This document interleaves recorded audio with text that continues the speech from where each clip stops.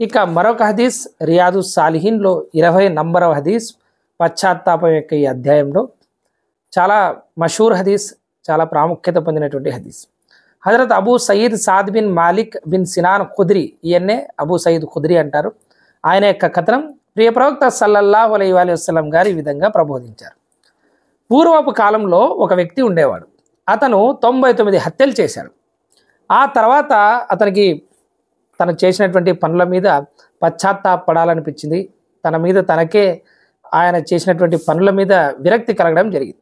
అప్పుడు తన పాపాలకు ఏదైనా పరిష్కారం దొరుకుతుందేమో అని భూమిలో అందరికంటే గొప్ప జ్ఞాని ఎవరున్నారు అని జనాన్ని అడుగుతూ పోయాడు. చివరికి ఒక జ్ఞాని దగ్గరికి వెళ్ళడం జరిగింది. ప్రజలు ఆయన దగ్గరికి వెళ్ళమంటే అతని దగ్గరికి వెళ్ళాడు. వెళ్ళి ఆయన అన్నాడు, నేను 99 హత్యలు చేశాను, 99 మందిని హత్య చేశాను, నా పాపానికి ప్రాయశ్చిత్తం ఉందా అని డైరెక్ట్గా అడగడం జరిగింది. దానికి ఆ జ్ఞాని ఏమన్నాడంటే లేదు అన్నాడు. 99 మందిని చంపి నువ్వు అల్లాహ్ తఆలా దగ్గర పశ్చాత్తాపం పొందాలని వచ్చావా అని ఆ సాధువు, ఆ జ్ఞాని కోపంతో లేదు అన్నాడు. దానికి ఈ వ్యక్తికి కోపం వచ్చి ఆ జ్ఞానిని కూడా హతమార్చాడు. దాంతో 100 పూర్తయింది. దాని తర్వాత మళ్ళీ అతనికి పశ్చాత్తాపం అలముకుంది. తాను చేసినటువంటి పని మీద అతనికి విసుగు వచ్చింది. ఆ తర్వాత మళ్ళీ అందరికంటే ఎక్కువ పండితుడు ఎవరున్నారు, జ్ఞాని ఎవరున్నారని ప్రజల్ని అడగడం ప్రారంభించాడు. అలా వెతుక్కుంటూ పోయాడు. అలా వెతుక్కుంటూ ఒక పండితుడి దగ్గరికి చేరడం జరిగింది, ఒక ఆలిం దగ్గరికి చేరడం జరిగింది. అతని దగ్గర ఇదే మాట అన్నాడు, నేను 100 మందిని హత్య చేశాను, నా పాపానికి ప్రాయశ్చిత్తం ఉందా లేదా అని అడిగాడు. దానికి ఆ పండితుడు, ఇతని పశ్చాత్తాపానికి మధ్య అడ్డురాగలవాడెవడు? నీకు అల్లాహకు మధ్య అడ్డెవరు ఉన్నారు? నువ్వు పశ్చాత్తాపం అడుగుతావు, ఆయన క్షమించేవాడు, మధ్యలో ఎవరున్నారు అడ్డం రావడానికి? నీ పశ్చాత్తాపం అవ్వగలదు, అవకాశం ఉంది. అయితే నువ్వు ఫలానా చోటుకు వెళ్ళు, దగ్గరలో ఒక కొండ లాంటిది ఏదో ఉంది, ఒక పర్వతం ఉంది, అక్కడికి వెళ్ళు. అక్కడ కొంతమంది అల్లాహను ఆరాధించడంలో నిమగ్నులై ఉన్నారు, అల్లాహ్ యొక్క ఆరాధనలో నిమగ్నమై ఉన్నారు, అల్లాహ్ యొక్క స్మరణలో నిమగ్నమై ఉన్నారు, అల్లాహ్ తాలాకు విధేయత చూపడంలో నిమగ్నమై ఉన్నారు. నీవు కూడా వారితో పాటు కలిసి అల్లాహను ఆరాధించు, బహుశా అల్లాహ్ తాలా నీ పశ్చాత్తాపాన్ని అంగీకరించవచ్చు. ఇంకెప్పుడు నీ ఊరికి తిరిగి రాకు, ఇది పాపిష్టి నేల అని చెప్పి పంపించాడు.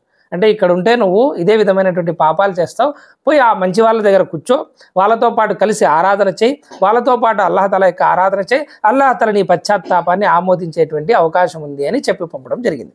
ఆ వ్యక్తి బయలుదేరాడు. సగం దూరం వెళ్ళేసరికి అతనికి చావు వచ్చింది. అతనికి మృత్యు ఘడియలు సమీపించాయి, అతనికి మరణం ఆసన్నమైంది.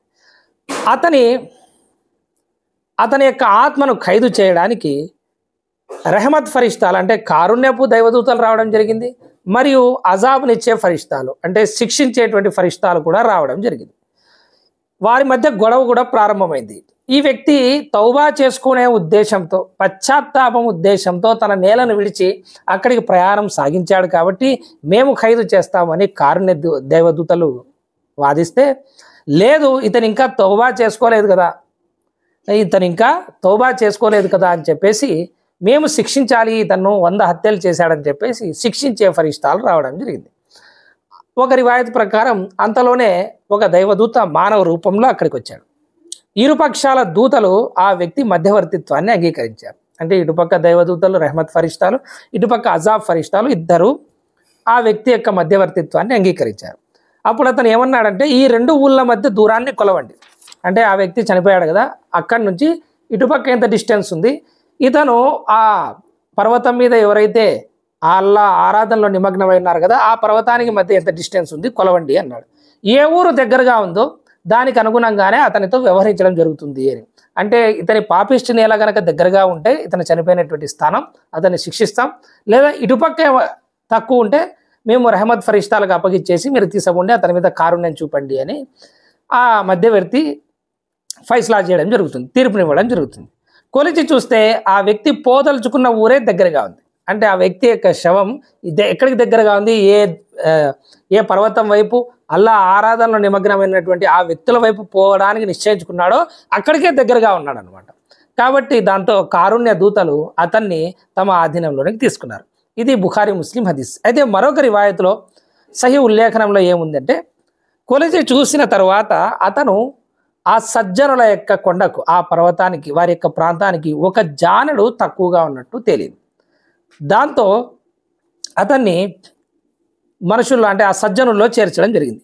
ఇంకొక రివాయతులో ఏముంది అంటే అల్లాహ్ తాలా ఆ ఊరిని ఆ యొక్క దూరాన్ని తగ్గించే విధంగా ఆ ఊరిని ముడుచుకోమని ఆదేశించడం జరిగింది. ఆ యొక్క డిస్టెన్స్ని దూరాన్ని తగ్గించడానికి అల్లాహ్ తాలా ఆ ఊరిని దగ్గర జరపడం జరిగింది.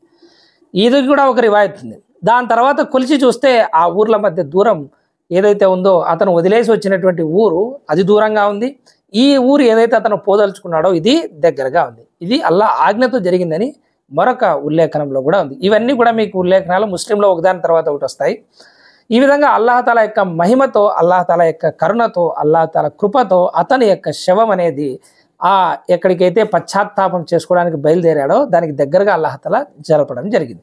ఇవి సహీ బుఖారీ, సహీ ముస్లింలోని హదీస్. దీంతో మనకు కొన్ని విషయాలు తెలుస్తాయి.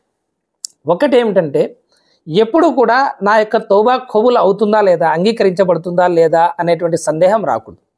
తౌబా చేసుకోవాలి. అంటే అంగీకరించడం లేదు అంటే నువ్వు తౌబా చేసుకోవా, ఇంకా పాపాలే చేసుకుంటూ పోతావా? అది ఎంత పెద్ద పాపమైనా సరే అల్లాహ్ తాలా క్షమిస్తాడు అనేటువంటి నమ్మకంతో మనం అల్లాహ్ తాలాను క్షమాపణ అడగాలి. ఇది మొదట మనం గుర్తుంచుకోవాల్సినటువంటి విషయం. రెండవ విషయం, తౌబా చేసుకున్న తర్వాత మళ్ళీ మనం ఆ యొక్క పాపం వైపు వెళ్ళకూడదు. ఇది కూడా గుర్తుపెట్టుకోవాలి. మూడో విషయం, తౌబా చేసుకోవడానికి ఈ హదీసులో స్పష్టంగా ఉంది, మనకు అల్లాహకు మధ్య ఎవరు లేరు. నేను దాసుని, ఆయన నా యొక్క సృష్టికర్త, నా యొక్క యజమాని ఆయన. నేను తప్పు చేస్తాను, ఎందుకంటే నాకు ఎన్నో కోరికలు, నా యొక్క ఆశలు, నా యొక్క బలహీనతలు ఎన్నో నన్ను వశపరుచుకుంటాయి. నేను తప్పు చేస్తాను. ఏ తప్పు చేయనటువంటి వాడు ఆయన అల్లాహ్ తాలా సృష్టికర్త.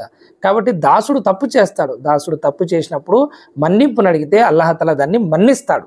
ఎన్నో పాపాలను ఆయన మన్నిస్తూనే ఉంటాడు ప్రతిరోజు కూడా.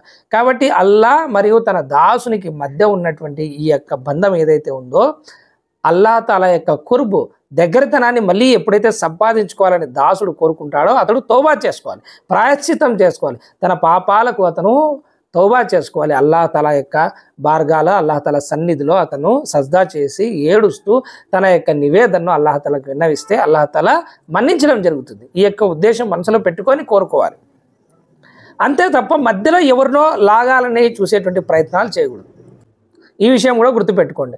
నా తౌబా కబూల్ అవ్వాలంటే, నా పని అవ్వాలంటే మధ్యలో నేను ఎవరినో ఒకరిని లాగాల్సిందే అనేటువంటి ఈ అఖీదాలేం పెట్టుకోకండి. అవంత అవసరం ఏం లేదు. ఎందుకంటే నీకు అల్లాహ్ మధ్య అడ్డు ఎవరు లేరు.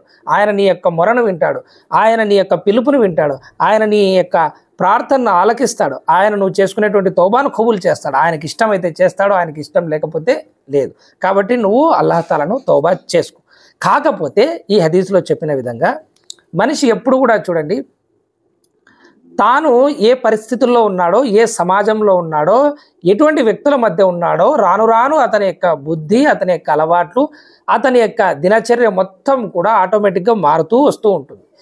మనిషి మంచి వాళ్ళ దగ్గర ఉంటే అతని యొక్క మంచి పెంపొందేటువంటి అవకాశం ఎక్కువగా ఉంటుంది.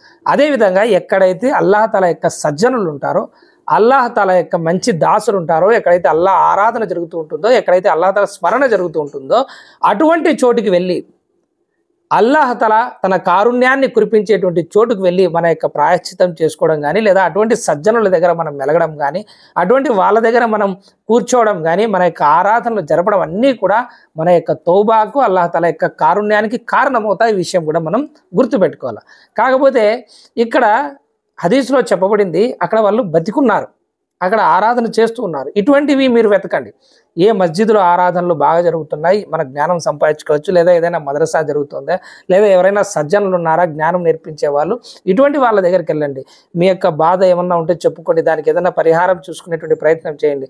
ఏదైనా తప్పు చేస్తే అల్లాహ్ తాలాకు దువా చేసుకునేటువంటి పద్ధతిని నేర్చుకోండి. మీరు జ్ఞానం సంపాదించుకోండి. అల్లాహ్ ఆరాధన ఎక్కువగా జరిగే చోటుకు వెళ్ళండి.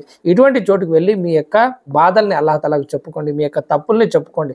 అల్లాహ్ తాలాతో మన్నింపును ఆశించండి, అల్లాహ్ తాలాతో మన్నింపును కోరండి. నిశ్చయంగా అల్లాహ్ తాలా మన్నిస్తాడు. కాబట్టి సజ్జనుల సహచర్యంలో ఉండడం అనేది ఏదైతే ఉందో అది ఉత్తమమైనటువంటి పని. అల్లాహ్ తాలా దీని గురించి ఖురాన్లో కూడా ఆదేశం ఇస్తున్నాడు. మీరు సజ్జనుల యొక్క సహచర్యాన్ని తీసుకోండి, వారి యొక్క సాంగత్యంలో ఉండండి అని చెప్పేసి అల్లాహ్ తాలా స్వయంగా ఆజ్ఞాపిస్తున్నాడు. కాబట్టి ఇటువంటి సజ్జనుల చెంతకు మీరు చేరండి. అల్లాహ్ తాలా మీ పాపాలని మన్నిస్తాడు, మిమ్మల్ని మంచి మార్గం వైపు నడిపిస్తాడు, మరియు మీపై కారుణ్యాన్ని కురిపిస్తాడు. ఈ విషయం గుర్తుపెట్టుకోండి. ఇంకొక అకీదా ఇందులో ఉన్నది ఏమిటంటే, అల్లా యొక్క ఫరిష్టాలు అవసరం నిమిత్తం మానవ రూపంలో కూడా వస్తూ ఉంటారు. ఇది అది అంత పెద్ద విషయం ఏమి కాదు. మానవ రూపంలో మనకు తటస్థపడుతూ ఉంటారు. కాకపోతే ఒక్కోసారి మనకు తెలవచ్చు, తెలియకపోవచ్చు. ఎవరైనా వచ్చి మనకు సహాయం చేసినప్పుడు ఎవరైనా తెలియని వ్యక్తులు మనకు ఫరిష్టాల రూపంలో కూడా వచ్చి సహాయం చేయవచ్చు. ఇది మొదటి నుంచి కూడా వస్తూనే ఉంది. ఫరిష్టాలు ఎదురుపడి ఆ యొక్క వ్యక్తులకు ప్రశ్నించడం కానీ, వారి యొక్క ప్రశ్నలకు సమాధానాలకు అనుగుణంగా వారి కారుణ్యాన్ని కురిపించిపోవడం కానీ ఎన్నో మనం చదువుతూ ఉంటాం. ఉదాహరణకు చూడండి, ఒక హదీస్ ఉంటుంది. ఒక వ్యక్తి నడుచుకుంటూ పోతూ ఉంటాడు వేరే ఊరికి. వేరే తన స్నేహితుని, ఎవరో తెలియదు, పెద్దగా ఏం తెలియదు, పరిచయం ఉన్నటువంటి మరీ ఎక్కువగా ఉన్నటువంటి వ్యక్తి కాదు, తన ముస్లిం సోదరుని పరామర్శించడానికి వ్యాధిగ్రస్తుని పోతూ ఉంటాడు. పోతూ ఉంటే ఆ ఒక ఫరిష్తా మానవ రూపంలో వచ్చేసి అడుగుతాడు అనమాట, దేనికోసం పోతున్నావు నువ్వు అంటే, ఇట్లా ఒక ముస్లిం వ్యక్తి ఉన్నాడు, ఆయన జబ్బు పడ్డాడు, నేను పరామర్శించడానికి పోతున్నాను అని చెప్పేసి. దానికి ఇంకా వేరే కారణం ఏమీ లేదా, వేరే ఏ ఉద్దేశం లేదా, కేవలం దీనికోసమే వెళ్తున్నావా అని చెప్పేసి. అవును, నేను దీనికోసమే వెళ్తున్నాను అంటే అప్పుడు ఆ ఫరిష్తా అనడం జరుగుతుంది, నువ్వు ఏ దారిలో అయితే ఇప్పుడు పోతున్నావో ఈ దారి స్వర్గపు దారి, ఇది స్వర్గపు తోటల గుండా నువ్వు పోతున్నావు. మరియు ఈ విధంగా ఇతర ముస్లిం వ్యాధిగ్రస్తుడైతే పరామర్శించడానికి పోతే అతని కోసం 70,000 ఫరిష్తాలు, 70,000 అల్లాహతల యొక్క దూతలు అతని మన్నింపు కోసం దువా చేస్తారని చెప్పడం జరిగింది. ఇలాంటివి ఎన్నో చాలా హదీసులు ఉన్నాయి, మానవ రూపంలో ఫరిష్తాలు రావడం అనేది. కాబట్టి ఇది ఈ యొక్క అకీదా కూడా ఉంది. కాకపోతే మనకు ఎవరైతే తెలీదో వాళ్ళందరినీ మళ్ళీ మీరు ఫరిష్తాలే అనుకున్నారు, అది కూడా కాదు. ఇట్లా వచ్చే అవకాశం ఉంది కాబట్టి తిరస్కరించకండి ఏదైనా ఇట్లాంటిది వింటే. ఈ యొక్క హదీస్ మనకు బుఖారీ ముస్లింలో ఉంది. ఇన్షా అల్లాహ్ తఆలా మరొకసారి రియాదుస్ సాలిహీన్లో 21 నంబర్ హదీస్ నుంచి చెప్పడం జరుగుతుంది.